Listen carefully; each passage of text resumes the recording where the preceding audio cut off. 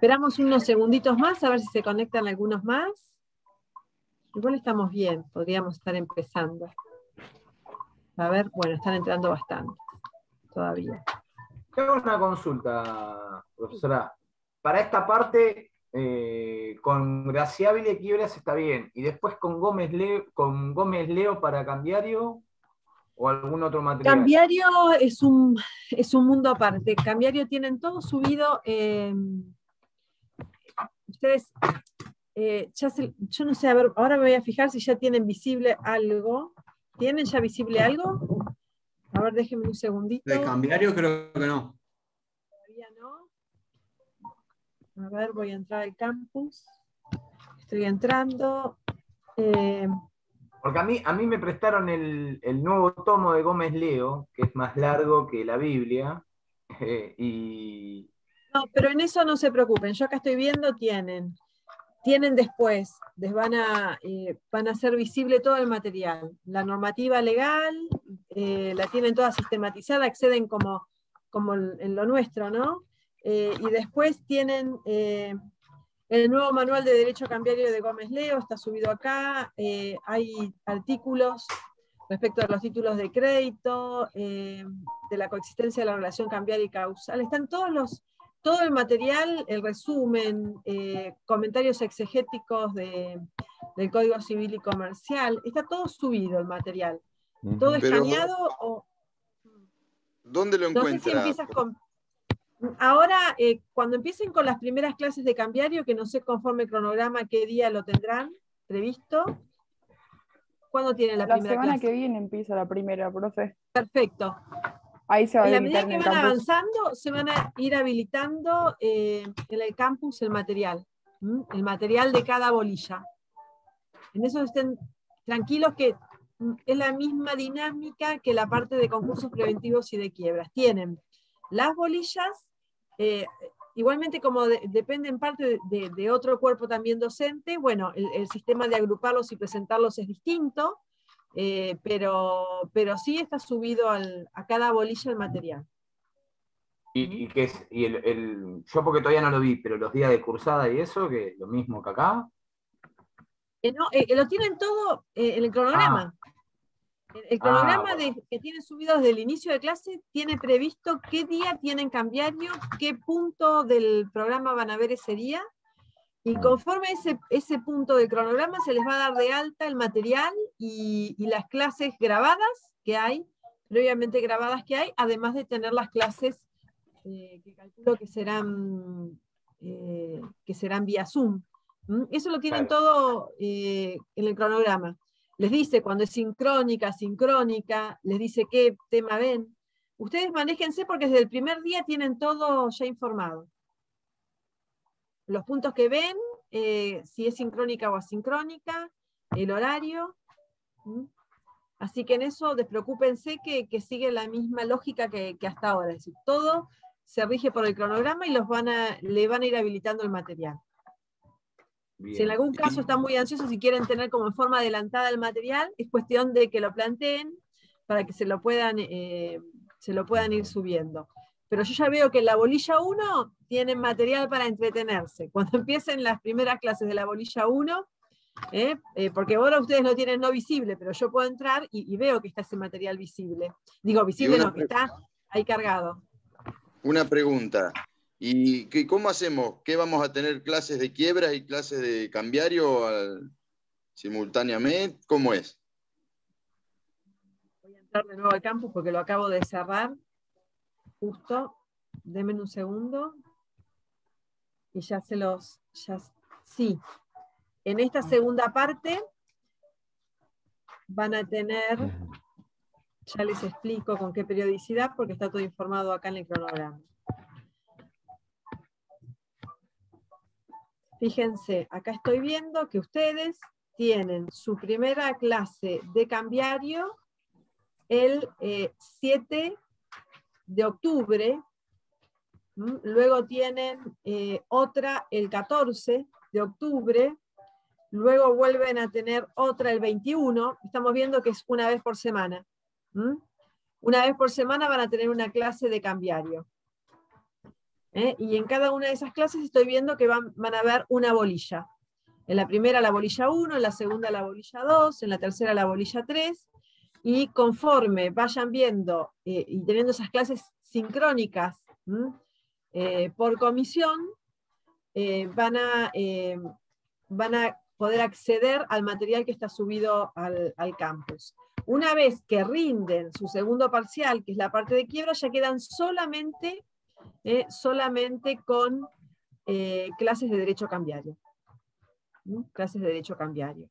Igual, para tranquilidad de ustedes, esto está ya todo volcado en el cronograma, y bueno, es así, no es tan complejo. Simplemente se organizan que hay un día que se lo van a tener que dedicar a cambiario para empezar a ver gradualmente el material de las primeras bolillas. Es poquito porque es hasta que ustedes rindan su segundo parcial de quiebras, y a partir de ahí se focalizan solamente en cambiario. Vuelcan todos sus esfuerzos solamente a la parte de cambiario. Porque lo que estoy viendo en el cronograma, que de quiebras tenemos 3 clases nomás. El 30, el 1 de octubre y el 4. ¿Puede ser? No. No, yo creo que no. Cerré justo el cronograma de nuevo, vuelta que voy a entrar de nuevo. No, porque me gusta verlo cuando les hablo, porque si abro la pantalla... Doctora, igualmente ahora tenemos que seguir con quiebra, ¿no es cierto? Claro, fíjense que ustedes quiebras tienen, esta semana tienen, hoy jueves conmigo, mañana viernes tienen clase, no repaso, clase con el doctor Garabuso, el día lunes tienen clase con la doctora Marcela Bernal. Clase, digamos, sincrónica, ¿no? Se conectan al Zoom, hoy, mañana y el lunes. Luego, el martes y el miércoles se les sube el material. El jueves tienen clase de cambiario. Y el viernes van a tener la clase de repaso. Entonces, a partir de esta segunda parte, en vez de tener clases de Zoom los días lunes y los días viernes, le van a sumar una clase más de cambiario los días jueves, ¿no? Esto hasta que rindan el segundo parcial, que es el 12 de noviembre. Con lo cual, no son poquitas clases. Fíjense que estamos hablando de prácticamente un mes y 10 días. Así que bueno. O sea que los jueves tenemos cambiario. Claro, los jueves suman cambiario.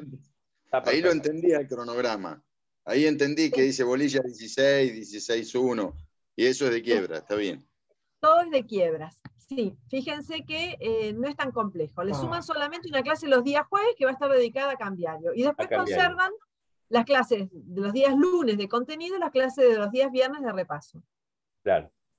Y así para por un mes y 10 días, hasta el 12 de noviembre. Seguimos solo con cambiario hasta diciembre. Solo con cambiario. Solo con cambiario. Conforme está en el cronograma. Hasta que rinden cambiario, primer parcial el 6 de diciembre.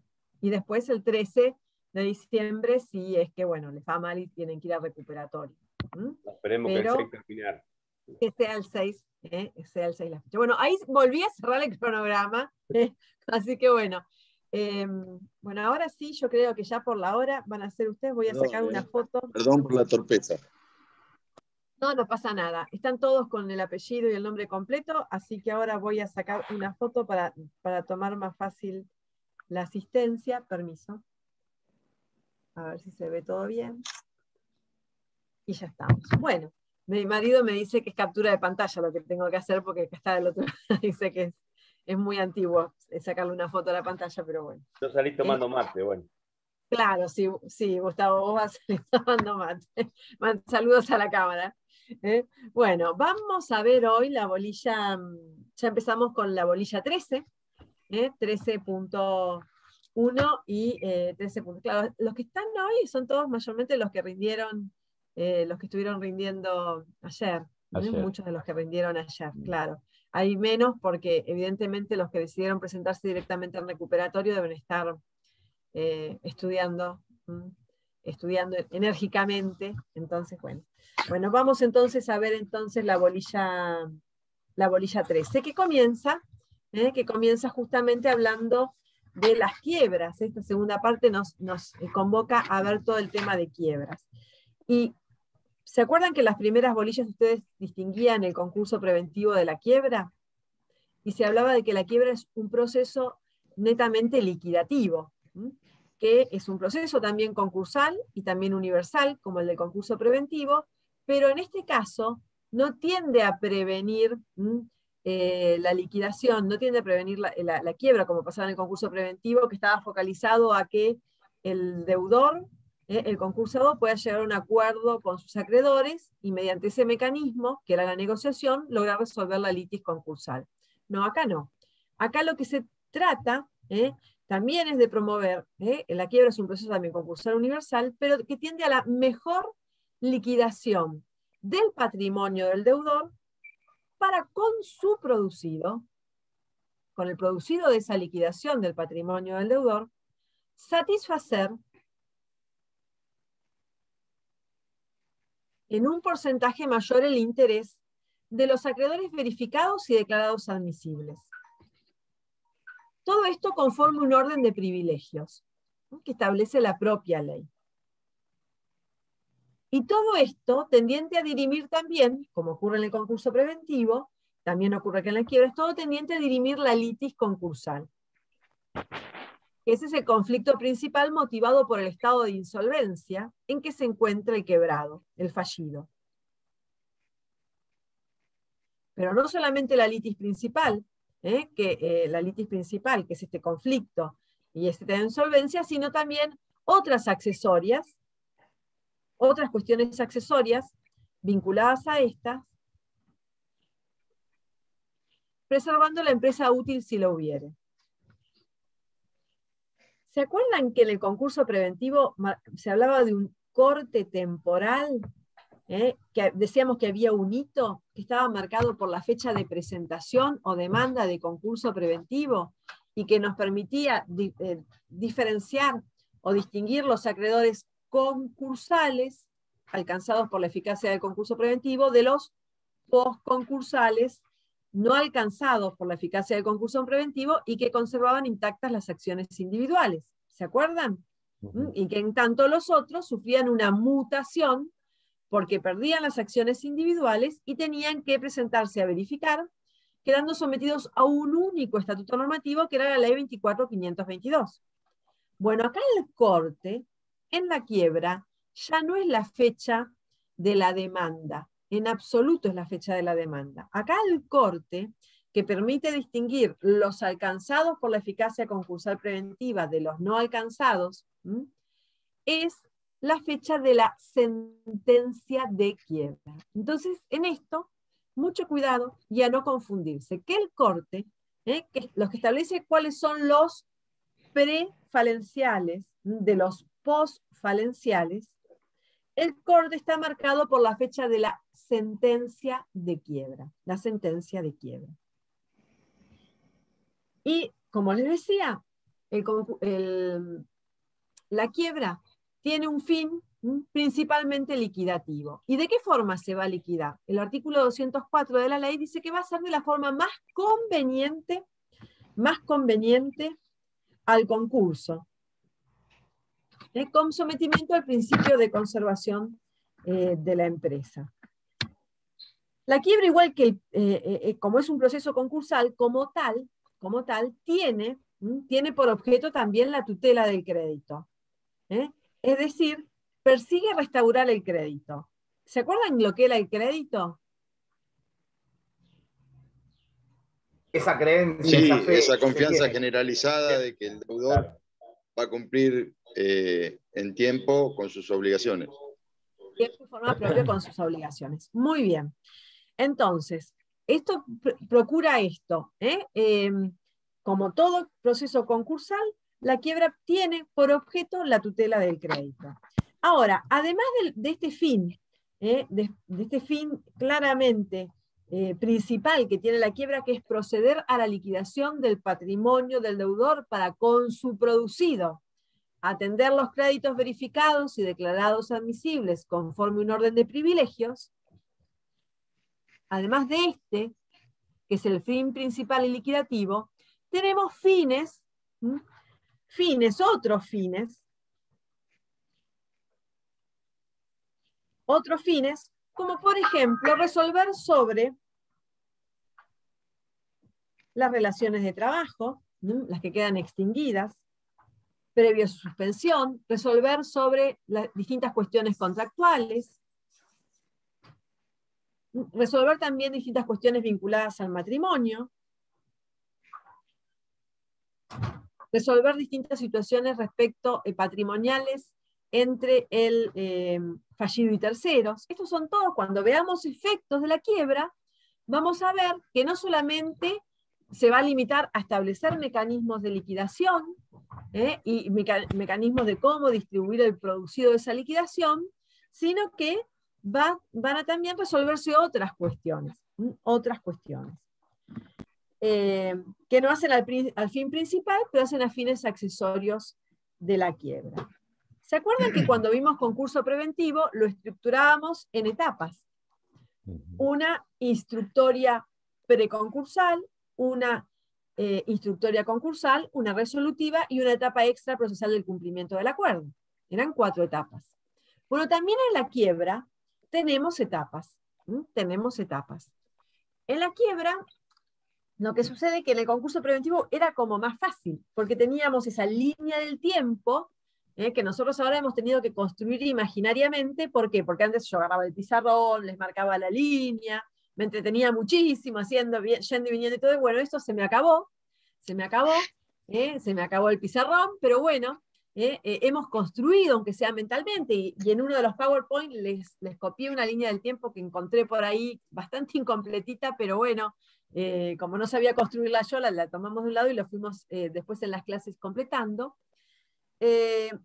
Cuando terminaba una etapa, empezaba la siguiente, y cuando terminaba una, empezaba la siguiente. Y acá vamos a ver que uno está acostumbrado que como quedan como compartimientos separados, acá vamos a ver que hay determinadas etapas que hasta pueden coexistir en forma simultánea. Se puede ir dando una y puede también empezar la otra.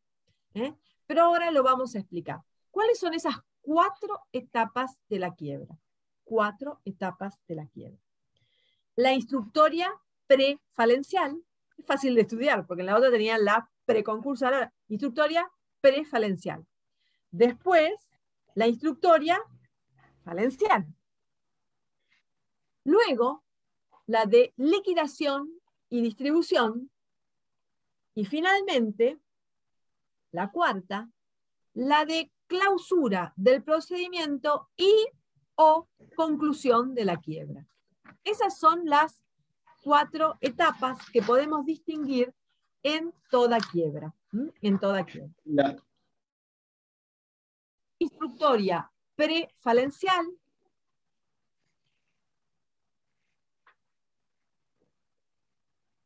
instructoria falencial,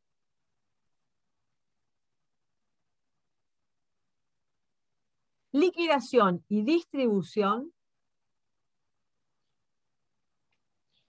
clausura del procedimiento y o conclusión de la quiebra.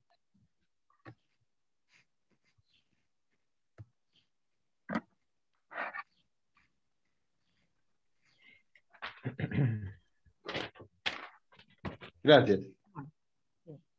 Bueno, como habrán visto ustedes en las primeras bolillas, la quiebra puede ser pedida por acreedor o pedida por deudor. ¿Recuerdan? Bien, muy bien. Pero como fuera, comienza con una demanda. La demanda de propia quiebra o la demanda de quiebra por acreedor. Entonces, vamos a ir distinguiendo cómo se dan estas etapas, estas 4 etapas de la quiebra, dependiendo del tipo de quiebra de que se trate. Por ejemplo, en la demanda de quiebra directa forzosa, que la quiebra directa forzosa es la quiebra pedida por acreedor, en ese tipo de quiebra directa pedida por acreedor, la etapa de instrucción prefalencial empieza con la demanda de quiebra pedida por acreedor. Y después sigue un procedimiento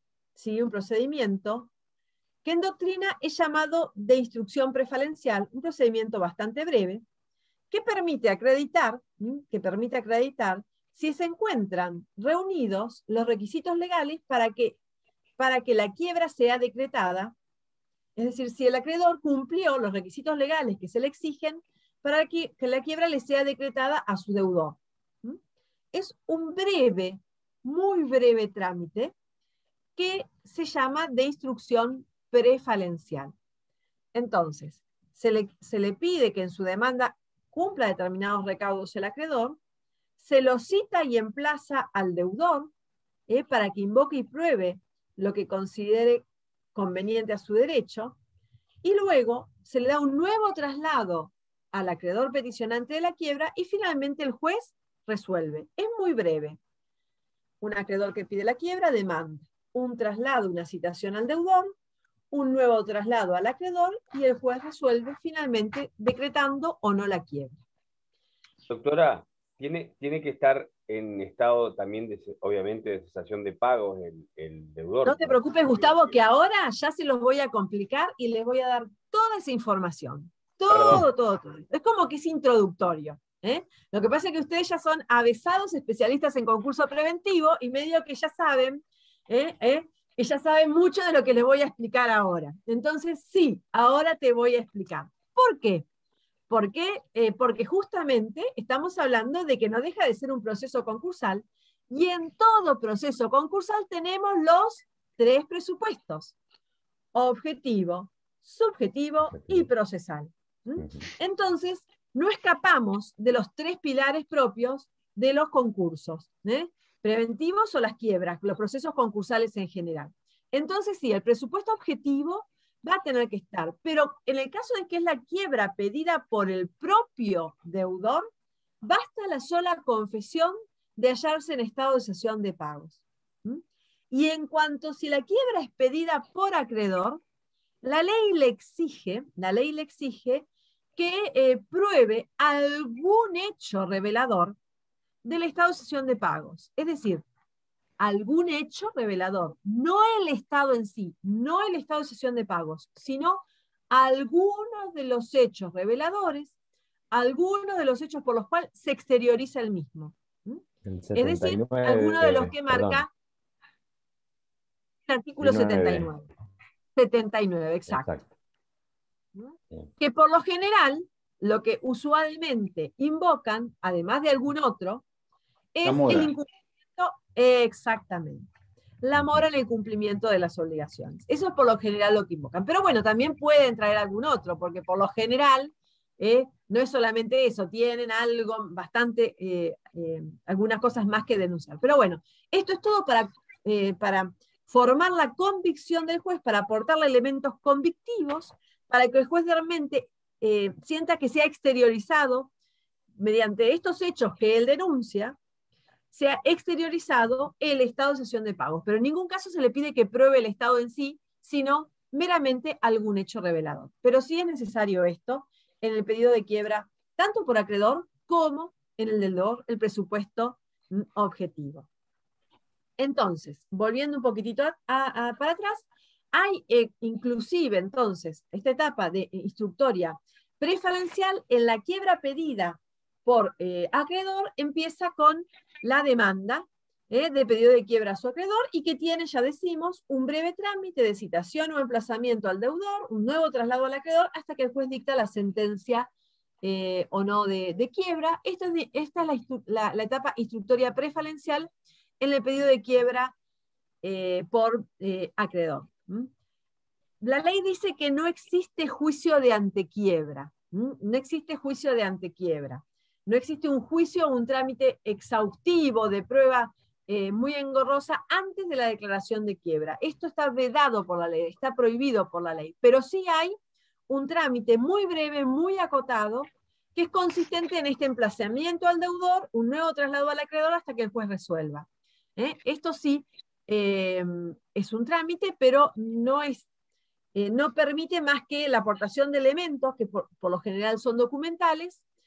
Por lo tanto, no se va a poder someter no se van a poder ofrecer testigos, peritos, nada, porque no hay un juicio anterior a la declaración de quiebra. Lo que tenemos que aportar son pruebas fundamentalmente documentales. Otra no nos queda porque no hay juicio de antequiebra, es terminante la ley al respecto.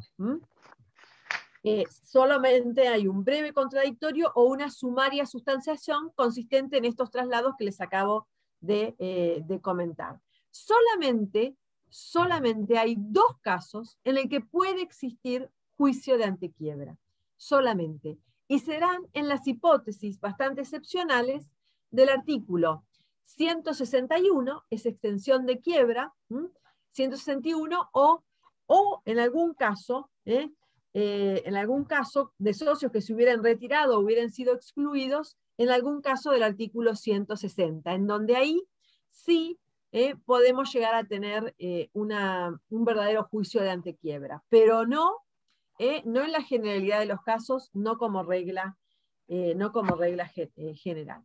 Disculpe la ignorancia, Luego, doctora. sí.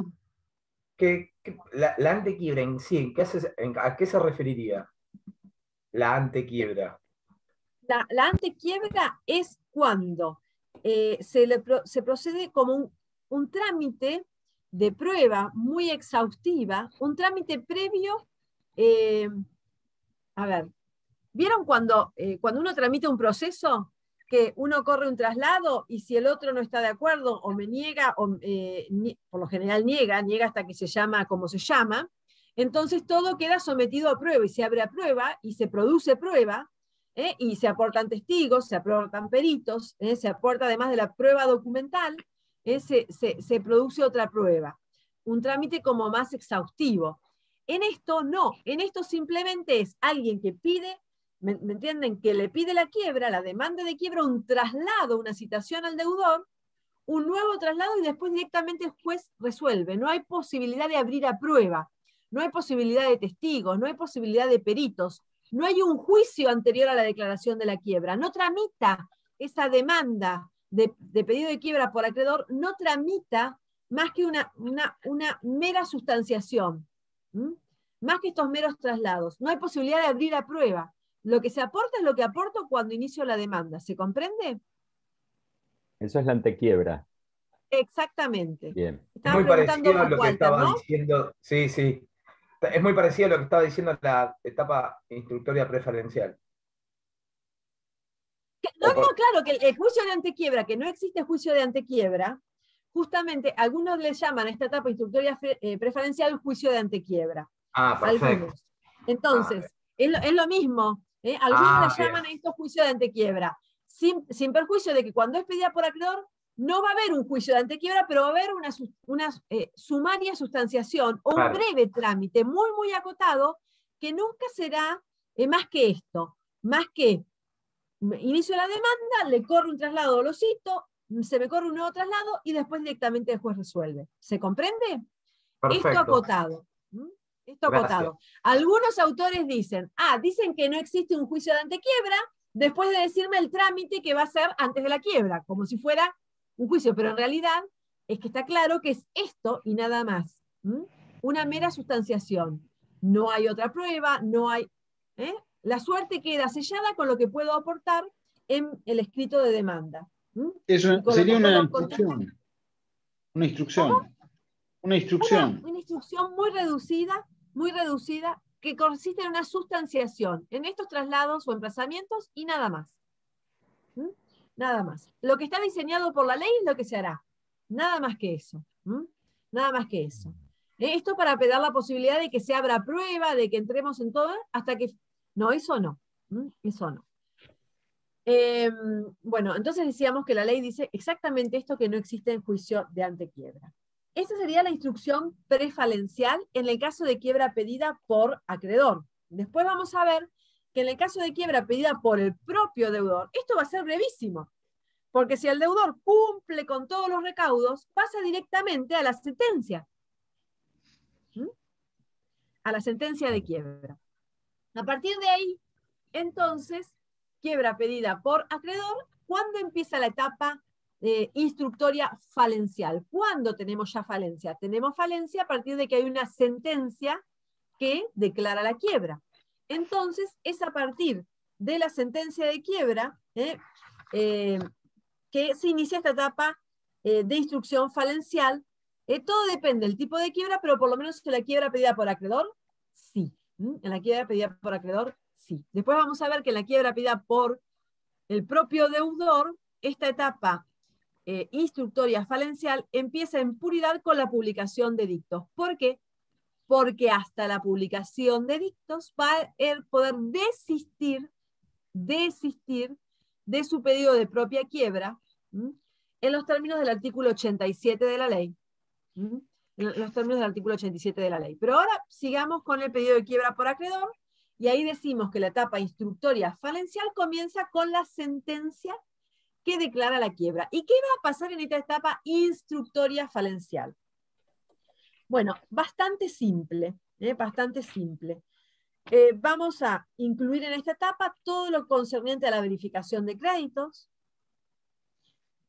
a el informe individual, a la confección por el síndico del informe general,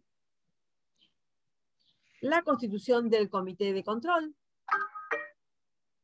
la incautación de los bienes y la conservación o administración de los mismos por el síndico, e incluye también la liquidación de los bienes perecederos, corruptibles o de conservación dispendiosa.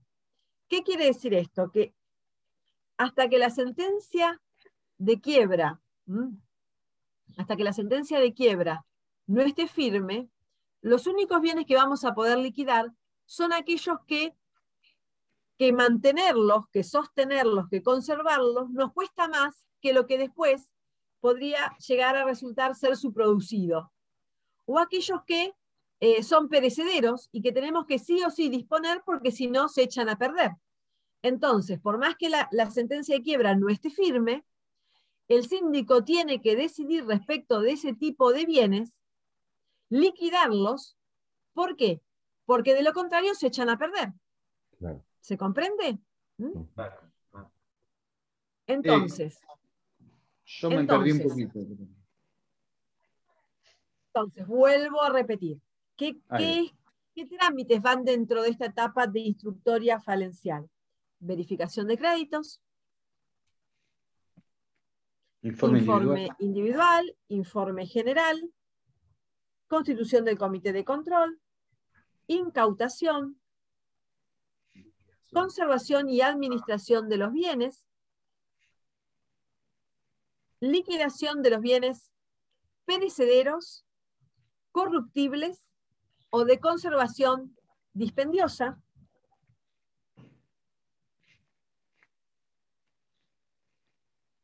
e incluso podrían llegarse a liquidar bienes necesarios para sufragar los gastos del concurso, muy excepcionalmente. Disculpe, esto todo que nombró, también como en el concurso, hace una etapa mental el juez y lo dicta todo en la misma sentencia que declara la apertura de la etapa falencial. En la sentencia del artículo 88, que es la sentencia de quiebra, fija la fecha hasta la cual deberán presentarse a verificar los acreedores, si es que corresponde verificación de créditos ante el síndico, fija la fecha para el informe individual, fija la fecha para el informe general, ordena la inmediata incautación de los bienes, por sus competencias al síndico les corresponde administrarlos y conservarlos, y el síndico en el caso de que sea... ¿Cómo? 88. 88 la sentencia de quiebra, sí, 88. 88. Esto sí está todo establecido en el resto del cuerpo normativo, pero en particular el juez en la sentencia de quiebra fija las fechas. Tal cual lo que sucede en el concurso preventivo también lo parecido, hace. Imagínense que ustedes ya tienen una experiencia y un camino andado y ahora van a encontrar muchas cosas similares. Igual que la verificación de créditos ahora. 64 cuando... Bien. No sé quién habla porque creo que... No, yo estaba hablando, pero se entrecortaba. Mariano, yo estaba hablando. Mariano, perdón, Mariano, es que a veces lo que te decía es que yo lo relacionaba con el 64 en el supuesto del de la quiebra pendiente en cumplimiento del concurso preventivo, cuando se presentan los acreedores en el proceso y tiene que hacer nuevo periodo informativo del 88, verificar y bueno. Tal cual. Es decir, porque ahora vamos a distinguir que no en todas las sentencias de quiebra se va a abrir un periodo informativo. No en todas. En algunas sí ajá. y en algunas no. Correcto. Entonces, eso lo que vos decís es muy apropiado aclararlo. ¿Por qué? Porque el 64 es un caso de quiebra directa por acreedor posconcursal. Entonces se le aplican los casos de quiebra directa pedida por acreedor, que es lo que estamos viendo ahora. Que es lo que estamos viendo ahora. Entonces actúa el mismo juez del concurso preventivo, actúa el mismo síndico por imperio legal, porque lo dice el 64, y vamos a ver esto, que va a tener una etapa entonces, la etapa instructoria falencial va a tener este trámite que vemos ahora, verificación de créditos ante el síndico, informe general, informe individual, informe general. A pesar de que ya haya habido alguno, haya habido estos mismos en el trámite del concurso preventivo que bueno, estaba en trámite, Ahora sí, bueno, retomando, todo esto es para recabar información, fíjense, verificación de créditos para conocer a los acreedores, todos estos informes, individual, general, todos permiten recabar información en esta etapa que es la instructoria falencial. Luego tenemos la tercera etapa, que es la liquidación y distribución. En la etapa entonces de instructoria falencial se procede a la incautación y conservación de los bienes. En esta etapa, la de liquidación y distribución, vamos a ver que se puede desarrollar en paralelo a la de instrucción falencial, siempre dependiendo del tipo de quiebra de que se trate, pero se puede desarrollar en paralelo, y es una etapa eventual, porque puede suceder que si no existen acreedores en la quiebra pueda concluir, o si no existen bienes, se clausure por falta de activo, porque la liquidación y distribución es en la medida de que tengamos un activo que liquidar. No podemos liquidar si no tenemos activo, no podemos distribuir si no tenemos activo. Entonces dependerá entonces de la existencia de activo y de la existencia en sí de acreedores, porque si no la quiebra concluye, ya sea porque no existen acreedores o concluye, se clausura por falta de activo. Y en esta etapa consiste en la realización de los actos propios tendiente a la liquidación de los bienes que han sido desapoderados y su ulterior distribución entre los acreedores. Distribución entre los acreedores. ¿Cuáles son los bienes que resultan alcanzados por el desapoderamiento? Para que nos vayamos entendiendo y sepamos de qué vamos hablando. El desapoderamiento alcanza. Acuérdense que el desapoderamiento acá en la quiebra es ¿cómo es? Pleno. Pleno. Porque pierde la administración y pierde la disposición de su patrimonio. La administración y disposición de su patrimonio. Entonces, es pleno. Y va a quedar entonces desapoderado desde la sentencia de quiebra, sin necesidad de que la misma se encuentre firme o consentida, va a quedar desapoderado de pleno derecho de todos los bienes existentes a la sentencia de quiebra, lo que se lo llama, con un fin pedagógico, bienes presentes, y luego los bienes futuros, es decir, todos aquellos bienes que adquiera hasta el fin de la inhabilitación. Todos los bienes que adquiera hasta el fin de la inhabilitación. Entonces, los bienes presentes son los que conformen el patrimonio del deudor a la sentencia de quiebra, más los bienes futuros, que son todos los que adquiera hasta el fin de la inhabilitación.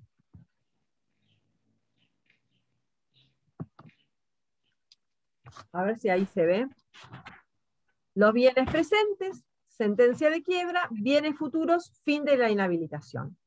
Ahora, la pregunta del millón, para saber cuál es el alcance del desapoderamiento, porque el desapoderamiento determina qué bienes voy a liquidar en esta quiebra y qué bienes no. Porque si viene alguna persona, algún cliente a preguntarle, doctor, mire, me están pidiendo la quiebra, ¿qué bienes van a resultar alcanzados por esta quiebra? ¿Qué bienes se me van a liquidar en esta quiebra? Ustedes le van a decir los bienes presentes, lo que tenga hasta la fecha de la sentencia de quiebra, y los que adquiera hasta el fin de la inhabilitación. ¡Qué gauchitos! ¿Y cuál es el fin de la inhabilitación? Hablarle chino es más o menos lo mismo. Depende. El fin de la inhabilitación es, si es una persona jurídica, la inhabilitación es definitiva, salvo conclusión de la quiebra o conversión de la misma en concurso preventivo. Pero salvo conclusión de la quiebra, concluya por algún modo que ¿me entienden? Salvo que la quiebra concluya por alguno de los modos, avenimiento, cartas de pago, alguno de los modos previstos por la ley, o que se convierta esa quiebra en concurso preventivo. Como se convirtió en concurso preventivo, muere la quiebra, y se convierte en un concurso preventivo, nace concurso preventivo. Es decir, la quiebra concluyó y se transforma en un proceso totalmente distinto, como el que ya hemos estudiado.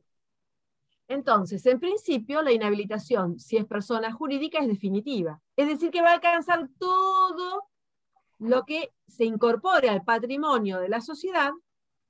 O sea, es la cancelación del registro, digamos, en el registro sería, de la sociedad.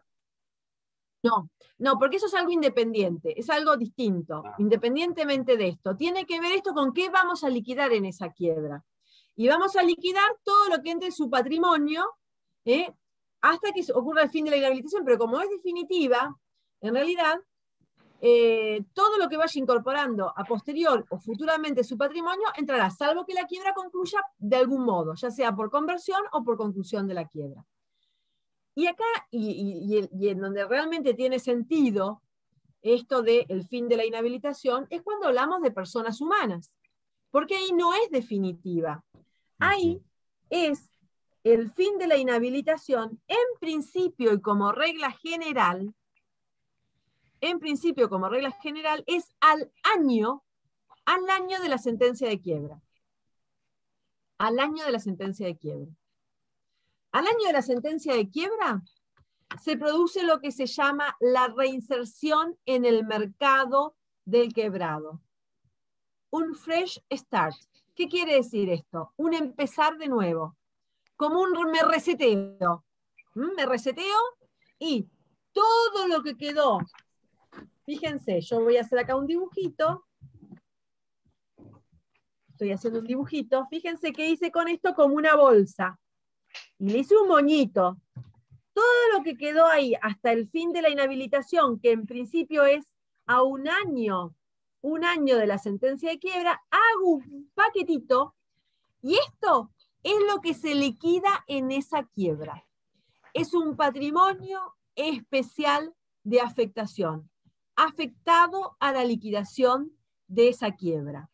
Y todo es decir, que los créditos, lo que ingrese en su patrimonio con posterioridad al fin de la inhabilitación, todo lo que ingrese con posterioridad a ese patrimonio, a su patrimonio de esa persona humana, conforma su nuevo patrimonio general, que no va a estar alcanzado por la liquidación de esa quiebra. quiere decir que los créditos que no se pagaron con el producido de los bienes, que se extinguen. Así. Se extinguen. Se extinguen en realidad, hay una imposibilidad, no sé si se extinguen es la palabra, sino que hay una imposibilidad de percibirlos, de hacerlos efectivos, porque en realidad se van a cobrar en la medida de que la liquidación de ese patrimonio, que el producido de ese patrimonio especial de afectación alcance para satisfacerlos. Y si no, hay una imposibilidad de cobro derivada de que no alcanzó, y en ese caso hay distintos mecanismos de clausura. Por distribución final insuficiente y 2 años de clausurado el proceso porque la distribución final fue insuficiente, se puede sin reabrirse, se puede producir la conclusión de la quiebra. ¿Mm? La conclusión de la quiebra porque ya se liquidó todo lo que se podía liquidar, se distribuyó todo lo que se podía distribuir, y esa distribución final fue insuficiente. Algún jurista dice que vuelve repristinizado al mercado. En realidad, más allá de que sigue en trámite su quiebra, porque la quiebra obviamente al año de la sentencia de quiebra va a seguir tramitando, va a seguir en trámite. Independientemente de eso, los bienes que ingresen a su patrimonio con posterioridad al fin de la inhabilitación de la persona humana constituyen un patrimonio que es ajeno a la liquidación de esa quiebra, que conforman su nuevo patrimonio general. En ese nuevo patrimonio general vamos a encontrar también algunos bienes que puede haber adquirido antes del fin de la inhabilitación, pero que son bienes excluidos del desapoderamiento del artículo 108. Entonces, el nuevo patrimonio general va a estar incluido por los que adquiera luego del fin de la inhabilitación, más aquellos que haya podido adquirir antes, pero ya están excluidos del desapoderamiento. Por ejemplo, un aparato ortopédico, por ejemplo, los bienes inembargables, por ejemplo, un bien afectado al régimen de vivienda, que era el otrora bien de familia, cuando se dan los requisitos, cuando fue inscripto con el... Pero bueno, cuando se dan los recaudos y están excluidos del desapoderamiento, entonces, si se liquidara esta quiebra muy provechosamente porque hubiera patrimonio y quedara un remanente, el remanente se aplica a satisfacer intereses suspendidos, y una vez que aún así hay un saldo, ese saldo de la quiebra anterior se entrega al deudor, y ese saldo va a conformar también su nuevo patrimonio general. Hasta ahí comprendimos entonces, cuando decimos entonces, o estamos hablando de liquidación, si no tenemos nada que liquidar, no vamos a tener tampoco nada que hacer, ni nada que distribuir, y se va a producir la clausura por falta de activo. Por falta de activo. Hay dos patrimonios, uno de afectación, que es el que está incluido en la quiebra, y el otro es el patrimonio general. Un patrimonio especial de afectación, que va a incluir todos los bienes alcanzados por el desapoderamiento y que se van a liquidar en esa quiebra, y luego un nuevo patrimonio general que va a estar integrado por todos los bienes que adquiera luego del fin de la inhabilitación. Entonces ahí vemos que si nosotros tenemos bien en claro que el principal efecto patrimonial es el desapoderamiento y el principal efecto personal es la inhabilitación, vamos a ver que hay una estrecha relación entre los efectos patrimoniales y los efectos personales. Porque el efecto personal, que es la inhabilitación, marca la extensión del desapoderamiento. ¿Se comprenden? Porque me va a decir, la inhabilitación me va a decir, en definitiva, qué bienes resultan alcanzados por el desapoderamiento y cuáles no. ¿Se comprende? Por eso es tan importante estudiar muy bien el régimen de inhabilitación, que es el principal efecto personal, y que eso lo van a ver en detalle y con detenimiento en la clase del día lunes. Porque cuando su cliente venga, del otro lado del escritorio les pregunte, y en definitiva, ¿cuáles son los bienes que se me van a liquidar en esta quiebra? ¿Qué es lo que pierdo? ¿Qué es lo que se me liquida? ¿Y qué es lo que no? ¿Qué es lo que no se me liquida? Y bueno, todo depende del fin de la inhabilitación. Y a tenerlo bien en claro, porque es lo que le vamos a explicar, porque la gente cuando viene quiere saber qué es lo que pone en juego, qué es lo que eventualmente se puede llegar a liquidar. Entonces, importantísimo, porque la inhabilitación marca la extensión del desapoderamiento. Ahora sí, seguimos. Y le decíamos que hay una cuarta etapa, que es la clausura del procedimiento y o conclusión de la quiebra. Si el producido de estos bienes que liquidamos es suficiente porque logra satisfacer a todos los acreedores verificados, declarados admisibles y los gastos del concurso, y todos los honorarios, y todo, la quiebra concluye por pago total, si el producido es suficiente. Si el producido es insuficiente, como llegamos a un punto en que no tenemos nada más que hacer, porque hay una imposibilidad de proseguir, porque no tenemos nada más que liquidar, y nos estamos mirando todos en el fin, ¿qué hacemos? Nada, porque no tengo nada más que liquidar, ni nada más que distribuir, entonces la quiebra se clausura. Se clausura porque la distribución final fue insuficiente y no tenemos nada más que liquidar o que distribuir. Y si transcurren 2 años de esa clausura por distribución final insuficiente, 2 años sin reabrirse, no se reabren esos 2 años. ¿Y cómo se puede reabrir? Porque alguien venga y me denuncie la existencia de un bien que está alcanzado por el desapoderamiento, porque si no, no me sirve de nada, porque me denuncia uno que no está alcanzado por el desapoderamiento, ¿y qué hago con ese? No me sirve. Me denuncia un bien alcanzado por el desapoderamiento, entonces tengo algo que hacer, porque voy a tener algo que liquidar. Entonces se reabre, y se reabre, en todo caso, entonces empezamos ahí a liquidar, a distribuir. Pero supongamos que no se reabre, 2 años de clausurado, la quiebra concluye. Concluye. Ahí tenemos otro mecanismo. Fíjense que puede ser con una clausura o con una combinación de clausura y 2 años sin reabrirse y finalmente conclusión. Y la ley también regula otras posibilidades de conclusión de la quiebra, como que el avenimiento, las cartas de pago, que en realidad tienen que ver con acuerdos en que llegue el fallido con sus acreedores, y que los acreedores, por ejemplo, en el avenimiento le conformen con la conclusión de la quiebra, independientemente que separadamente él pueda realizar acuerdos con estos acreedores a esos fines, pero en el expediente él demuestra que los acreedores han venido conformado que su quiebra concluya. Pero esto ya lo vamos a ver mucho más adelante, por fortuna, cuando ya vayan por las últimas bolillas de quiebras, y lo van a entender. Pero bueno, es una posibilidad también, que por avenimiento, cartas de pago, concluya la quiebra. Estas son como el abanico de opciones. Todo este procedimiento que estamos viendo es el caso de que lo pide un acreedor. No necesariamente. Bien.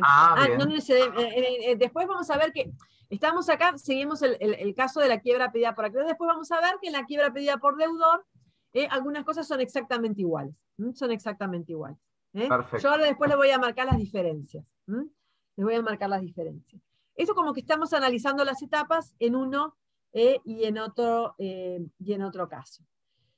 Bueno, les decía que hay distintos tipos de quiebras, como para seguir como un orden dentro de lo que serían los puntos de esta bolilla. Pero no nos vamos a detener mucho en los distintos tipos de quiebra, porque ustedes ya las conocen, porque la vieron en las primeras bolillas. Hay quiebras directa pedida por acreedor, y en ese caso, si es pedida por acreedor, se llama quiebra directa forzosa, o quiebra voluntaria, es directa, pedida por el propio deudor, o tenemos los supuestos de quiebra indirecta. Ustedes recordarán que quiebra indirecta por frustración del acuerdo, en realidad primero por frustración del proceso o por frustración del acuerdo. ¿Eso lo recuerdan?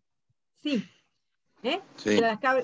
Las de quiebra indirecta por frustración del proceso eran las causales de quiebra anteriores a la existencia en el expediente del concurso preventivo, en el trámite de concurso preventivo, de un acuerdo homologado y un proceso concluido.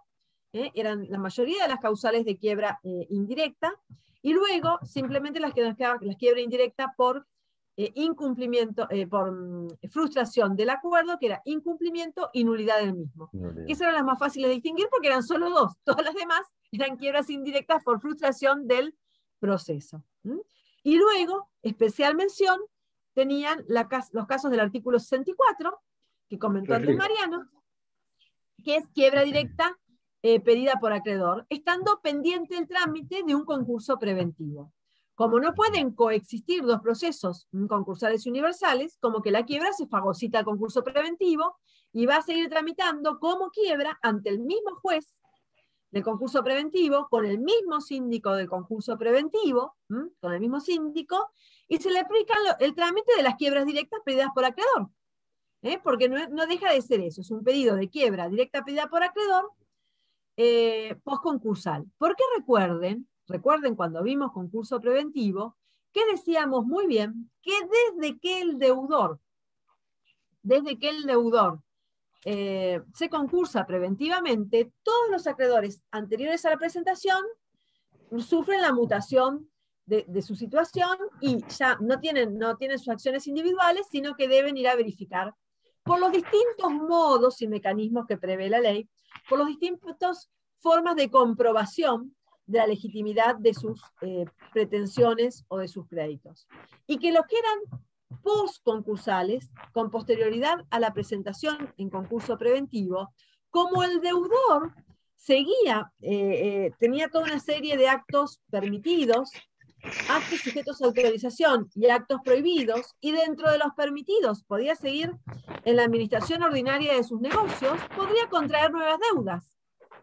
Y esas nuevas deudas que contrajera, producto de continuar en el giro ordinario de su actividad, los acreedores estos tenían intactas las acciones individuales, incluso la posibilidad de pedirle la quiebra. Y un acreedor de estos, que son postconcursales, con lo cual, si el deudor, ustedes ahí le tienen que decir el día de mañana, abogados del concursado, cuidado ahora, atenti, que a los postconcursales, no es chiste, hay que llevarlos medianamente bien, o atender medianamente sus créditos, porque tienen intactas las posibilidades, incluso la posibilidad de pedirle la quiebra, y ahí ya no te podés concursar, porque concursado ya estás. Concursado ya estás.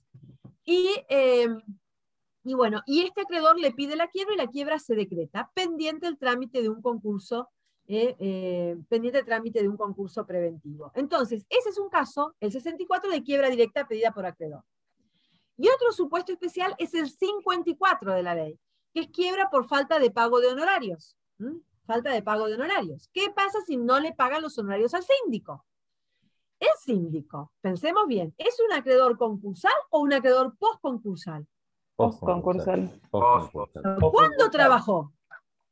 Claro, trabajó después de la presentación en concurso preventivo, después de la demanda de concurso preventivo, después de la sentencia misma, se lo va a desinsacular y ahí va a empezar a actuar. Y todo su desempeño es durante el trámite del concurso preventivo, es claramente postconcursal.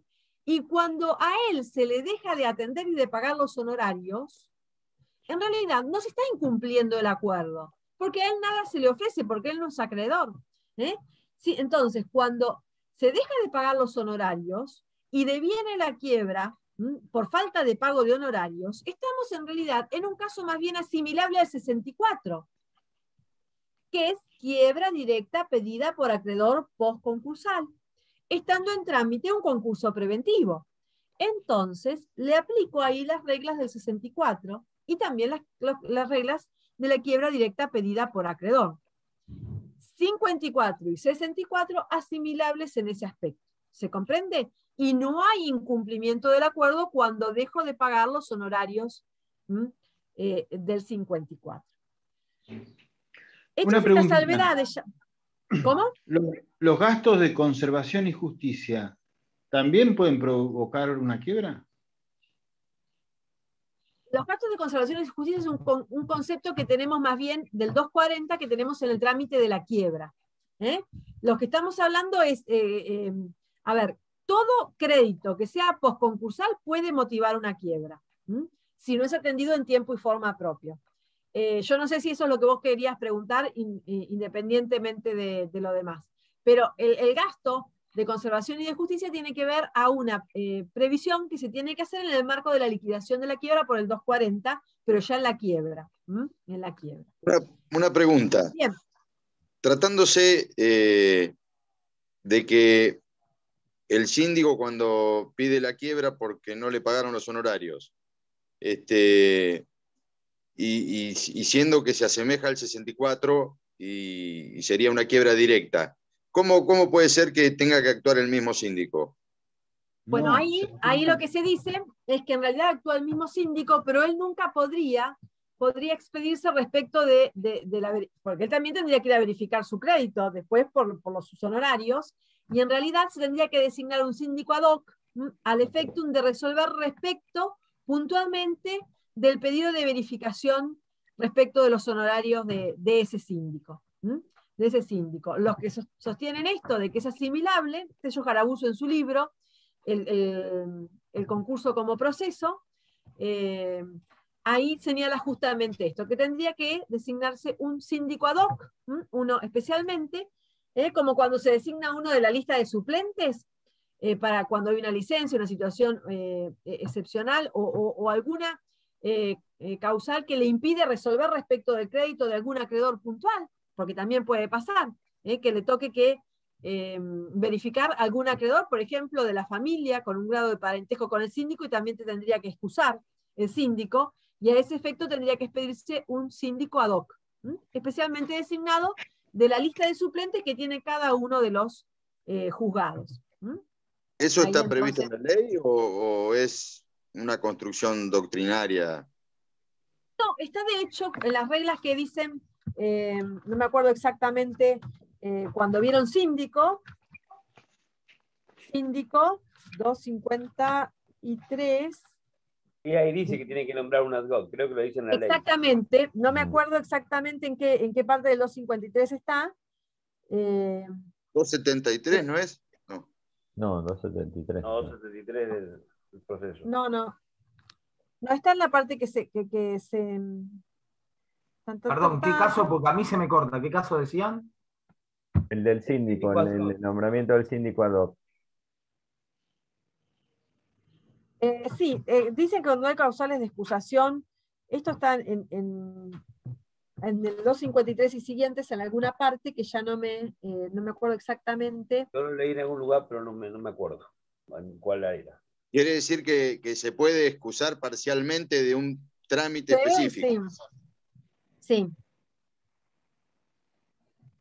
Bien. En este caso, que habría Fíjense, en el conflicto 253, en el 256, chicos, está. 256. Si el síndico se encontrara en esta situación respecto a un acreedor, a él mismo, lo debe saber antes de emitir dictamen sobre peticiones de en cuyo caso actúa un síndico suplente. Ahí está Fabricio. Yo sabía que en algún lado lo leí, lo que pasa es que ya con los años ya no me acuerdo ni dónde leo las cosas, pero bueno. Gracias. Y lo había leído muchas veces, pero son tantos artículos que a veces uno se olvida en cuál. Pero era en el 256, primer párrafo, segunda parte. Segunda parte. Porque además, fíjense la ventaja, porque el síndico ese ya conoce, no tiene que uno empezar de foja cero y empezar a determinar a ver cuál es el concursado, el quebrado, todo, ya tiene todo un camino andado, que es en beneficio de la celeridad y de una mejor prestación del servicio y del cumplimiento de sus competencias específicas y genéricas. ¿Se comprende? Porque ya conoce el expediente, ya tiene todo un camino andado este síndico. Por eso es tan importante. Pero hay casos solamente en que en situaciones muy excepcionales se designa un nuevo síndico en la quiebra posterior que se decrete, muy excepcionales, que es en el caso en que en realidad el legislador estima que ya ha cesado en sus funciones el anterior, que se ha desvinculado del expediente, ha dejado de entender, y entonces se designa un síndico nuevo. Porque fíjense que el único caso en que expresamente la ley lo dice así, que es en el 253, inciso séptimo, ahí sí me acuerdo del artículo y el inciso, ahí dice que la quiebra indirecta que se decrete por frustración del proceso actuará el mismo síndico. Sin embargo, en la que se decrete como consecuencia de su incumplimiento, actuará uno nuevo, porque se entiende que fíjense que el artículo 59, primera parte, dice que tomadas ejecutadas todas las medidas, homologado el acuerdo y tomadas ejecutadas todas las medidas tendientes a su cumplimiento, se declara concluido el proceso y cesa la actuación del síndico. Entonces, como las quiebras por incumplimiento suponen un incumplimiento posterior a esa ocasión en que ha cesado el síndico, el legislador dice ahí que haya un nuevo síndico, porque entienden que el síndico ya se fue a su casa. ¿Qué pasa en muchos casos? Perdón, en el concurso pasa que como controlantes, a veces lo pueden designar como controlante. Puede continuar como controlante del cumplimiento del acuerdo. Y en nuestro departamento judicial, vaya, que es la mayoría de los casos. que la mayoría de los Claro. concursos son pequeños y por lo tanto es un raro bicho un comité de control, es un gato verde, no es tan usual. Entonces, porque es meramente facultativo, si lo designan, pero realmente que va a estar controlando el cumplimiento del acuerdo va a ser el síndico, en cuyo caso, bueno, pero igualmente ahí como la previsión legal es expresa, van a designar uno nuevo. Pero los demás casos se manejan con el mismo que está, pues ya tiene un camino andado. Un camino andado. Vamos a seguir avanzando para no encontrarnos después que no llegamos a ver todos los temas todos los temas, que está muy lindo, pero vamos a acelerar, porque si no mañana el doctor Garauso me va a decir que no los tengo al día. Van a decir, ¿vieron? No, miren. Pero igualmente interrumpa la cantidad de veces que sea necesario para entender, pero vamos a ponerle... Imagínense si hablo más ligero de lo que hablo ahora. ¿Se puede? Yo creo que no. No, ¿no? Doctora, parece Tato Bores ya de lo rápido que va. Yo parezco, sí, parezco Tato Bores. Digan que ustedes cuentan con una ventaja, que todo Igual lo que digo ya lo tienen escrito. Bores, Igual es más bella que Tato Bores usted. Gracias a se agradece, pero digo, bueno. No salieron si no voy a tener que hacer algo con estos Zoom que permita hacer algún truco. Les decía, chicos, a todo esto, que igualmente estoy con la tranquilidad, que lo más importante es que ustedes todo esto ya lo tienen por escrito, porque el material ya se les subió antes. Entonces ustedes tienen que tomar apuntes solamente y tienen que focalizar acá en entender, porque además ya tienen una clase grabada en donde hablamos más despacio. Entonces la idea acá es, como que es en el slow mode, es como en un modo lento, como hablamos más despacio, porque tuvimos tiempo de grabarlo, en el frenesí de las primeras tiempos pandémicos, en que grabamos, hicimos... Bueno, entonces está esa posibilidad, está como ahí, como lo tienen disponible, hablando más despacio, que inclusive hasta puedo ser yo misma en mi versión 2020, hablando más despacio y todo eso. Bueno, eso está perfecto y pueden rebobinarme, van, vienen. Acá sí, es bueno porque... Yo había subí los videos a una página mía que tengo de YouTube y los ponía mucho más lento cuando hablaba usted, porque sí, si no era imposible seguirla. Y lo ponía bien despacito y se entendía perfecto. Vieron que ustedes descubren nuevas herramientas, porque por lo general en el WhatsApp ponen 1,5 o 2 para escuchar más rápido. Imagínense si a mí me ponen más rápido. No podría, sería imposible. Ustedes tienen que poner menos 1,5, menos 2, y ahí capaz... Ya pasamos de Tato Bores a Enrique Pinti. Claro, sí, ahí sí, ya, está muy bien, está muy bien. Así que ahí capaz que me pueden llegar a entender. Bueno, y si no, le echamos la culpa a Garauso, que nos puso muchos temas en un mismo día. Pobre Guillermo, no. Y si no, la culpa, por la duda, la culpa la tiene Guillermo. Bueno, entonces, decíamos, vamos a volver entonces a la quiebra. Vamos a empezar primero por la que es más sencillita, que es la quiebra voluntaria pedida por el propio deudor.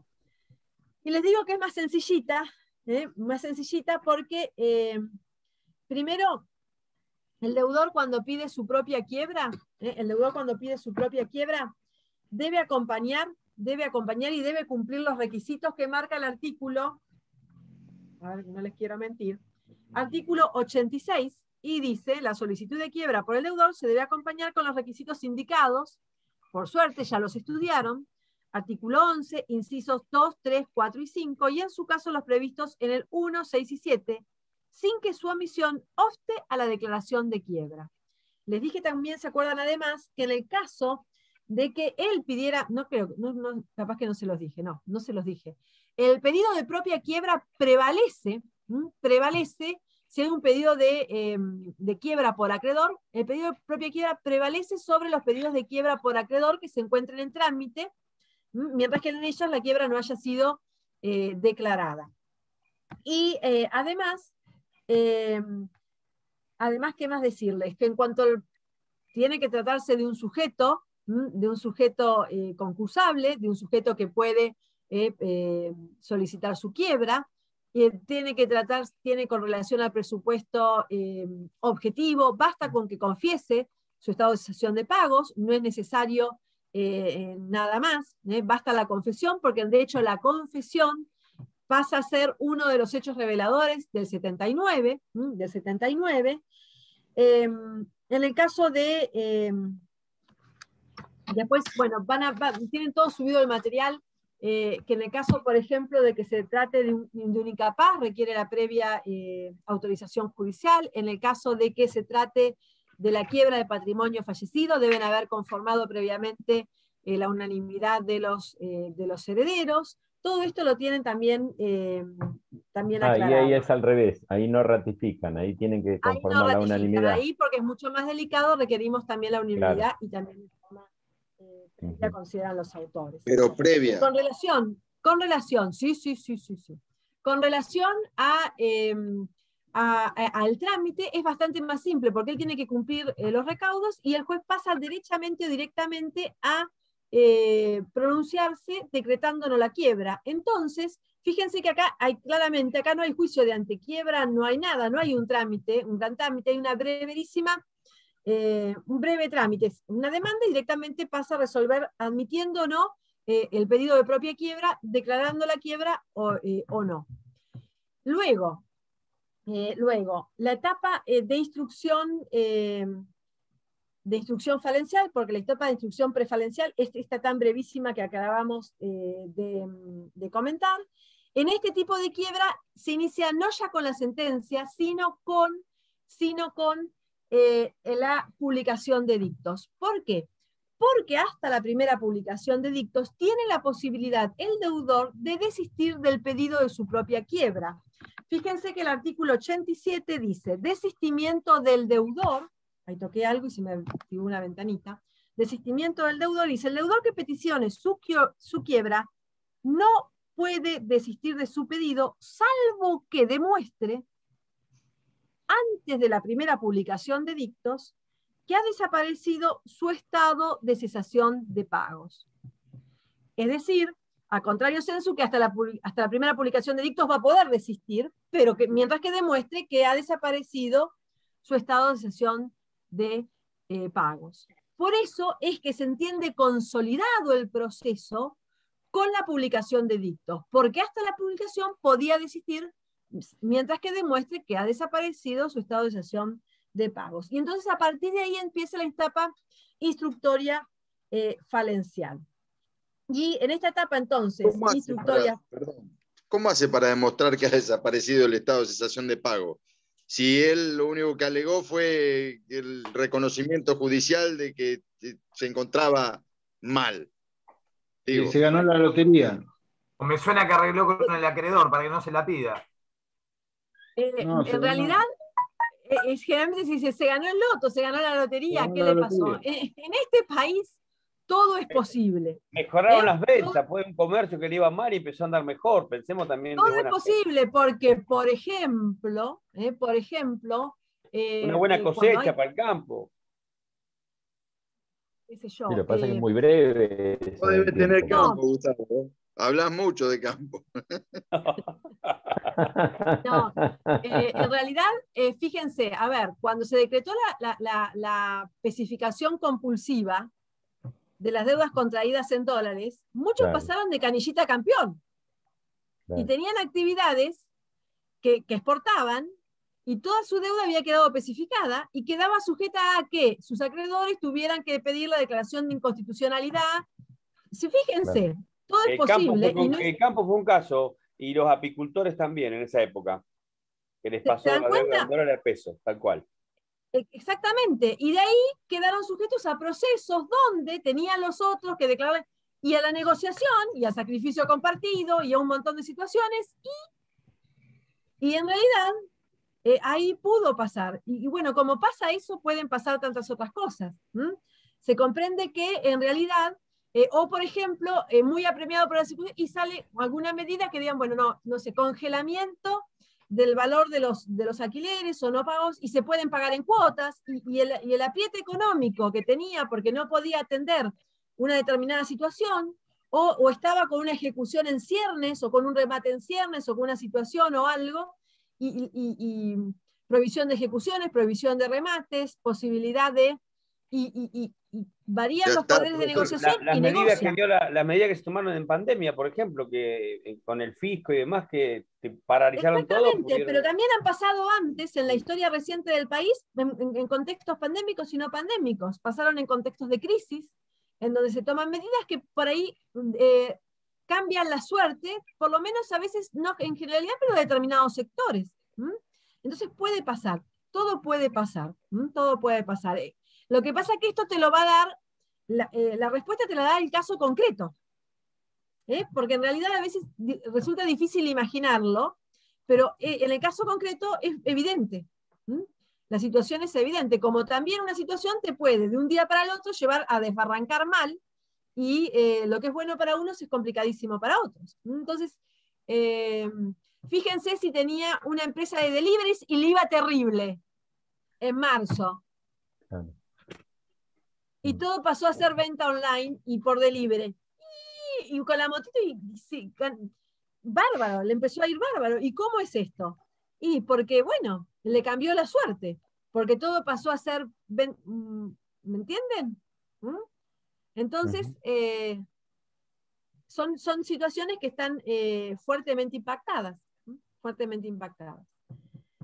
Todo cambia porque la realidad cambia, porque cambian los paradigmas, porque todo el mundo se va modificando, y bueno, y hay cosas que pasan a ser algo que no era antes un gran negocio, pasa a ser un gran negocio quizá de un día para el otro, como el que tenía un hotel, algo que por ahí, y pasó a ser una actividad muy complicada, ¿no? O una agencia de turismo o algo así, y pasaron otras alternativas, pasaron otras cosas.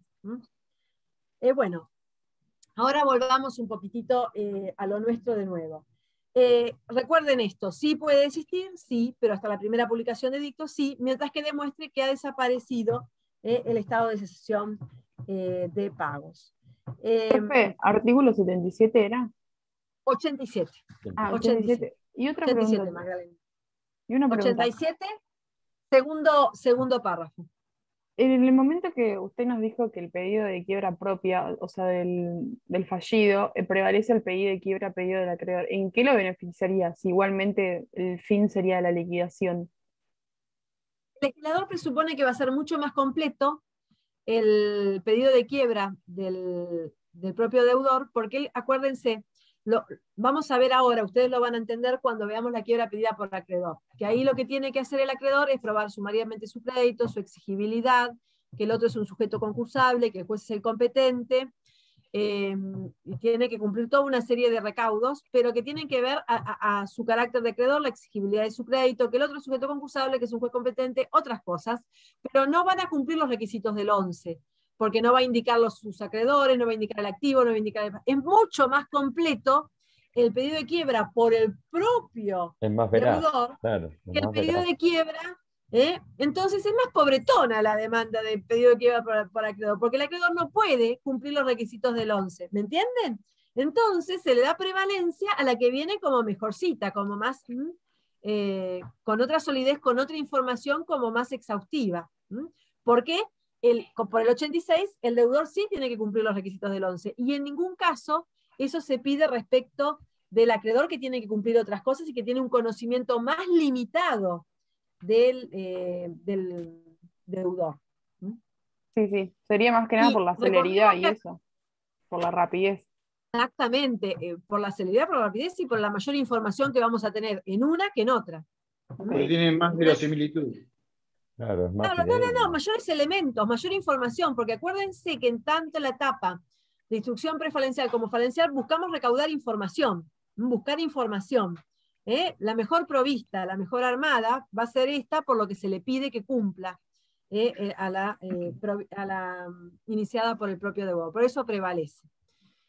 Y acá sumamos un fin más en la quiebra pedida por el propio deudor, que es lograr la reinserción en el mercado. La reinserción en el mercado. Por lo menos si se trata de un deudor persona humana. ¿Por qué? Por esto que les comentaba antes, que una vez que transcurrió un año desde la sentencia de quiebra, se produce como un reseteo, se produce como un comenzar de nuevo.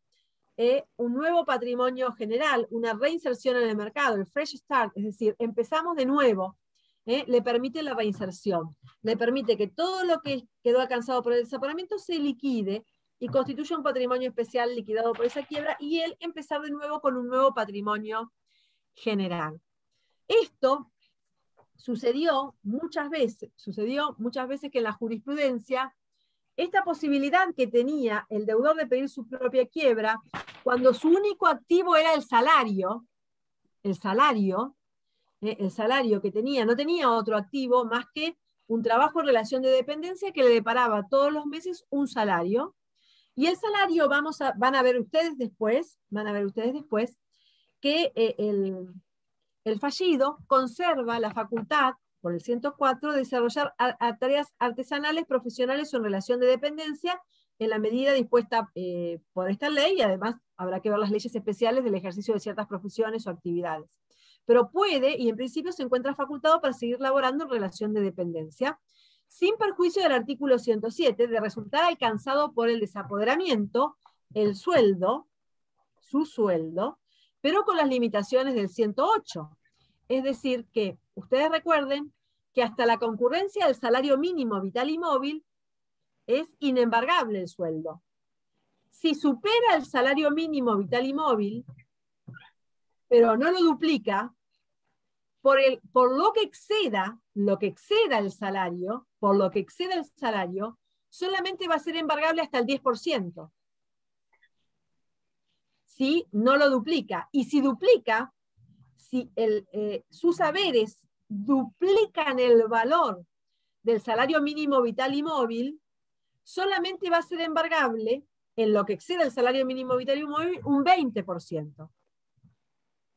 Un 20%. Todo eso va a ser el importe que se le va a embargar, o un 10 o un 20, dependiendo esto, nunca hasta la concurrencia del salario mínimo vital y móvil, solamente sobre el excedente, dependiendo de las circunstancias, durante el plazo, se le va a embargar durante el plazo del año hasta el fin de la inhabilitación. Y después todas estas deudas que contrajo antes de la sentencia de quiebra, dando como garantía su recibo de sueldo, o que eran, o adquiriendo en planes o en cuotas o lo que fuera, todo lo que es anterior a la sentencia de quiebra, se va a cobrar con el producido de los bienes que existan en la quiebra. Y acá, sus salarios hasta el fin de la inhabilitación para entrar en esta proporción, un 10 o un 20%. Pero una vez acaecido el fin de la inhabilitación, ya no van a resultar más alcanzados por el desapoderamiento. Entonces, ¿qué se decía? Que contraía muchas deudas, que en un fin, en un determinado punto, pedía su propia quiebra, denunciando una situación de sobreendeudamiento y denunciando ser consumidor, de sobreendeudamiento, se le decretaba la quiebra y al cabo de un año se le seguía embargando esas porciones, y al cabo de un año ya no resultaba alcanzado por el desapoderamiento su haber, y un fresh start, empezaba de nuevo, liberado de esas deudas. ¿Se comprende? Entonces generó toda una serie de discusiones en la doctrina si no había un ejercicio abusivo de un derecho, de colocarse en una situación de sobreendeudamiento, para luego, al cabo de un año, dejar todo esto liquidándose. Claro, como si nada. Como si nada. Todo este debate se generó generando distintas posturas jurisprudenciales y doctrinarias, ¿no? También, ya estoy florida e invento cualquier cosa, doctrinarias, y es que hay que hablar, tanto como yo, porque ustedes se ríen de que no lo dijeron, pero hay que hablar, porque hay que hablar, pero bueno, sigamos, porque si no me distraigo y fluye, y todavía digo cualquier otra cosa, pero bueno, entonces, ahí van a encontrar una ponencia que en el PowerPoint de la 8.1 termina el material, que es la posición de Garabuzzi, dice: el problema no es del justiciable que accede a lo que es un legítimo derecho porque la ley no distingue. Entonces tenemos un único tipo de proceso que no distingue del sobreendeudamiento del consumidor, de una pequeña quiebra, de una gran quiebra, es todo el mismo trámite. Lo que regula el 288 y 289 son unas pequeñas aristas diferenciadoras de trámite, pero no es una regulación específica y bien diferenciada que trate la situación del consumidor sobreendeudado. Entonces, no castiguemos al consumidor sobreendeudado, él está ejerciendo un legítimo derecho, la ley en ningún caso le pide que demuestre algo más, en ningún caso le veda esta posibilidad de acceder, él puede acceder y quebrar y pedir su propia quiebra y quedar liberado al año perfecta y válidamente, valiéndose del sistema legal. Lo que está en falta es el legislador, que debería haber diseñado, y está en falta, y se piden en estos congresos, cuando se presentan estas ponencias, de que se diagrame, que se diseñe alguna estructura que permita el concursamiento o las quiebras de los consumidores, o regule mejor y diferenciadamente las pequeñas quiebras. Pero hasta que esto no suceda, el que recurre a este mecanismo lo hace válidamente, y al año va a quedar liberado. Al año va a quedar liberado. Esa es la conclusión un poquitito, pero le expliqué todo esto porque es la única manera de que entiendan por qué se puede considerar, por qué alguna doctrina dice que esto sería una situación, porque el único activo, lo único que tiene es su salario. Es un trabajador, por eso, también. Un trabajador en relación de dependencia sería lo que estarían encuadrando. Habría que regular algo porque está en una situación de hiposuficiencia. Ahí. De vulnerabilidad también, y en realidad es tan culpable él, cuando se le achaca alguna, cómo contrajo tal, pero el que se le dio crédito, en forma de medida, conociendo que no había nada en su patrimonio más que ese salario. En realidad, esto es como una pareja, ¿vieron? Cuando pasa algo dicen, son culpables los dos. Bueno, esto más o menos, algo así. Acá algo habrá pasado, son culpables los dos. Bueno, acá entonces, 8.1 he terminado. Vamos a la 8.2, que es más interesante todavía.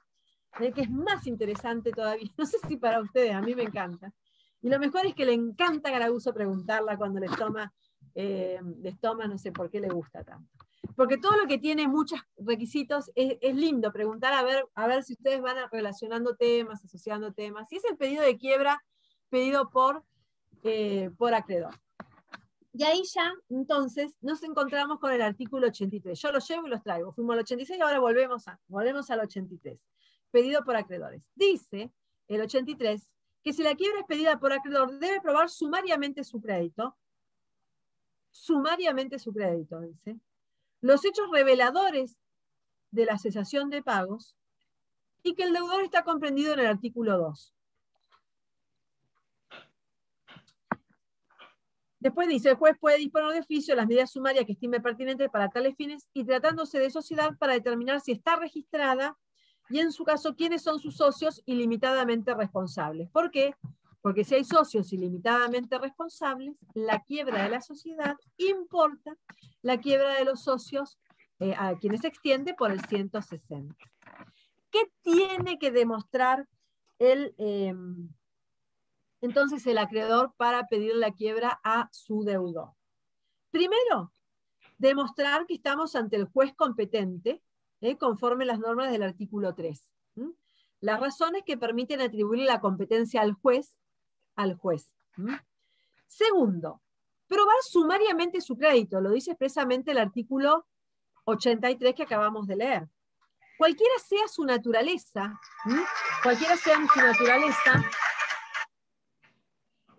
y privilegio, debe entonces probar sumariamente su crédito.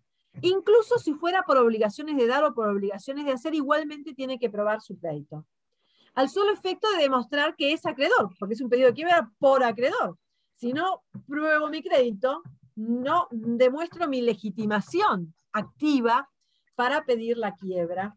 Es más, si la quiebra se decreta en función de ese pedido de quiebra por acreedor, no quiere decir necesariamente que yo vaya a ser reconocido en la etapa ulterior del proceso de verificación de créditos. Voy a tener que ir a verificar como cualquier otro, sin ninguna coronita, sin ninguna coronita, tengo que ir a verificar igual. Tengo que ir a verificar igual. También tengo que demostrar, que ese es un requisito que se incorporó posteriormente, en una de las reformas posteriores de la ley, que el crédito es exigible. Que el crédito es exigible. Es decir, que es un crédito vencido. Si yo vengo y demuestro que soy acreedor, porque por ejemplo tengo un cheque de pago diferido, tengo un cheque de pago diferido que se dio en función de una operatoria, una compraventa, tengo todo, pero tengo un cheque de pago diferido que demuestra que yo tengo derecho a cobrar dentro de unos meses, porque vieron que está la fecha de libramiento y la fecha de pago diferida. Entonces ese crédito no es aún exigible. No está vencido, Claro. no es exigible aún. Entonces, ¿soy acreedor? Sí, sin ninguna duda. ¿Puedo probar sumariamente mi crédito? Sí, pero el crédito no es aún exigible. No tiene que estar sujeto a modo, no tiene que estar sujeto a condición. El crédito tiene que ser exigible, tiene que ser un crédito vencido. Debo también demostrar, dice el artículo 83, que es un sujeto concursable. Un sujeto concursable. Y tengo que demostrar también, del artículo 2, y tengo que demostrar también sumariamente la existencia de algún hecho revelador, no del estado de sucesión de pagos. Ya dije, no tiene que demostrar el Estado, simplemente algún hecho revelador del artículo 79 de la ley, que me caso como un muestrario, porque no es taxativo, es meramente enunciativo, porque dice, yo cualquier otro medio ruinoso, no me acuerdo bien cómo lo voy a decir, yo cualquier otro medio ruinoso o fraudulento empleado para obtener recursos, con lo cual me deja la puerta abierta y denota su enunciatividad, no taxatividad. No es necesaria la pluralidad de acreedores, tampoco ni para la iniciación, ni para el desarrollo del proceso concursal, pero sí es necesario que se den los presupuestos subjetivos, que sea un sujeto concursable, objetivo, algún hecho revelador de la estado de sucesión de pago, que como ya les dije, cuando es un acreedor, por lo general, no va a ser más que la mora en el cumplimiento de una obligación del inciso segundo del artículo 79, pero por lo general, y para no tener sobresaltos, los abogados, cuando pedimos la quiebra, tratamos de buscar algunos otros elementos o aportar alguna otra información. Por lo general entramos a la central de deudores del Banco Central, donde nos sale un listadísimo hermoso de los cheques rechazados, que no han sido abonados, que están las multas inclusive sin abonar, no han sido satisfechos los cheques. Tenemos además todos los juicios o causas que se encuentran en trámite, porque todo es accesible, es información pública a través de la MEP, hay otros elementos más allá de todos estos que ingeniosamente podamos aportar, más allá del amor en el cumplimiento de la obligación. Pero, ¿qué otros extremos tengo a justificar también? Si el crédito tiene un privilegio especial, además de probar sumariamente su crédito y que el crédito es exigible, debo además demostrar sumariamente que el producido de la liquidación de los bienes, que son el asiento de mi privilegio, es insuficiente para cubrirlo. El producido es insuficiente, el producido de esos bienes, que son asiento del privilegio, es insuficiente para cubrir el crédito. Es insuficiente para cubrir el crédito. Chicos, si hay alguno que ya se tiene que ir por el horario, yo voy a tratar de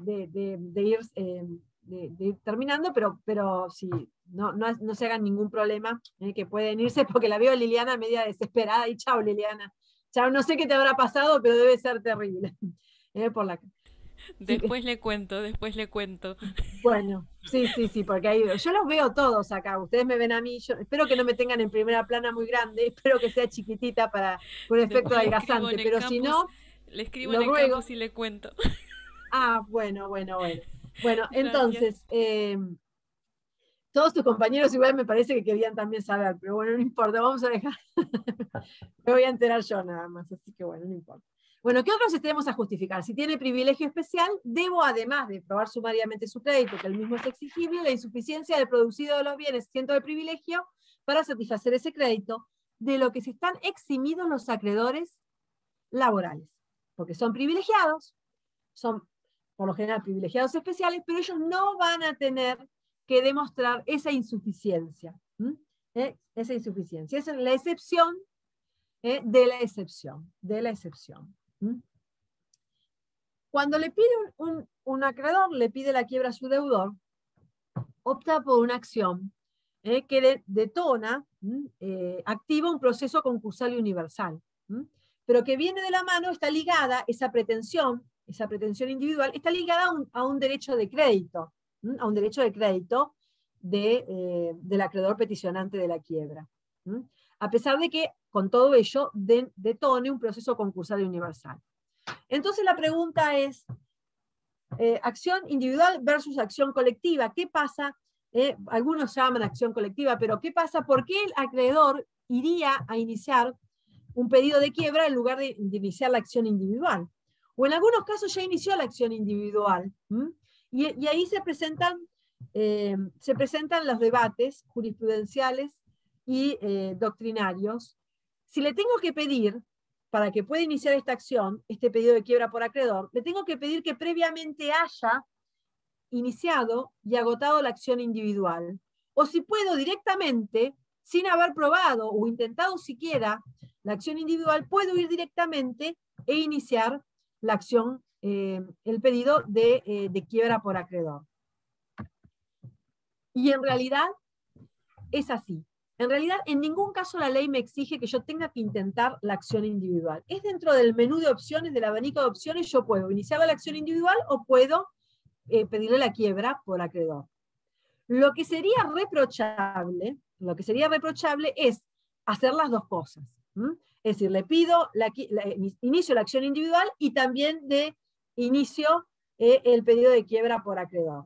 En ese caso, si ya inicié antes la acción individual, o la inicié en simultáneo, lo que se me va a exigir es que tenga por agotada la acción individual, porque no pueden coexistir la individual con esta otra. Entonces, tendré que demostrar que la agoté, por ejemplo, le inicié el juicio ejecutivo, lo inhibí, traté de buscarle bienes por acá y por allá, llegué a sentencia, todo bien. Todo bien, pero no logré cobrar un centavo. Todo fue totalmente litipendencia también, ¿no? ¿Cómo? Sería una litipendencia también. Sí, en realidad lo que se le condiciona, lo que se le pide es haberla agotado. No es que a ver qué resultado, sino lo agoté, lo voy a demostrar, mira, agoté todo, intenté todo esto, pero bueno, y ahora sí inicio esta acción. O directamente puede iniciarla, mientras que no tenga la otra, puede iniciarla directamente como pedido de quiebra por acreedor. Si la inicia directamente, no se le va a pedir haber intentado ni agotado esa acción. Puede ir directamente como pedido de quiebra por acreedor. Lo que no pueden es las dos cosas coexistir. No le podemos pedir tampoco que le intente primero la otra, simplemente que la haya agotado si es que la intentó. En el pedido de quiebra por acreedor, además de tener que saber bien en claro todos los requisitos que debe cumplir el acreedor, como regla general, las excepciones y todo esto, tenemos que saber que no todo acreedor le puede pedir la quiebra a su deudor y que hay algunos sujetos que están excluidos o no pueden solicitarle la quiebra. Yo creo que es para preservar la paz y la solidaridad familiar. No creo, en realidad es para eso. Es por razones de orden público y de solidaridad familiar, no van a poder pedirle la quiebra al cónyuge mientras subsista el vínculo, ni los ascendientes y descendientes del deudor en línea recta, ni los cesionarios de sus créditos, porque por razones de orden público para preservar la solidaridad y la paz familiar. ¿Cuál es el tiempo entonces para ejercerla? No tiene que existir, para que pueda pedirse la quiebra por acreedor, tiene que no existir un pedido de quiebra del propio deudor, porque si no, prevalece el pedido de quiebra del propio deudor sobre el pedido de quiebra por acreedor. Y tampoco debe existir un pedido de concurso preventivo, porque mientras que la quiebra no haya sido declarada, se produce la prevalecencia concursal preventiva. Prevalece el pedido de concurso preventivo a todo pedido de quiebra en trámite. Entonces, el tiempo para ejercerla en realidad va a estar condicionado a la inexistencia de un pedido de quiebra por el propio deudor, voluntaria, o inexistencia de un pedido de concurso por el deudor. ¿Cuál es el trámite? El trámite, como está el material, y si no ya estamos casi llegando y media y pueden estar más que cansados, el trámite es muy simple. Una vez que este deudor presentó la demanda, se lo cita o emplaza al deudor para que invoque y pruebe y alegue cuanto estime conveniente a su derecho, artículo 84, y ahí lo que va a hacer, o salir corriendo a concursarse, o salir, eso es una posibilidad, porque ahí prevalece el pedido de concurso preventivo a este liquidativo de la quiebra, es una de las alternativas o de las opciones que puede llegar a tener, o puede cuestionarle que el hecho revelador, en realidad, que no se encuentra en estado de sucesión de pago, que el hecho revelador no aporta suficientes elementos convictivos y que él no está en estado de sucesión de pagos, y es más, puede depositarle en pago o en embargo el importe del crédito para demostrar, miren, a ver, puedo estar o no en mora, pero estoy in bonis, y acá lo que se importa para este proceso no es la mora, sino que tengo la plata, estoy in bonis, vengo, pongo, deposito en pago o embargo.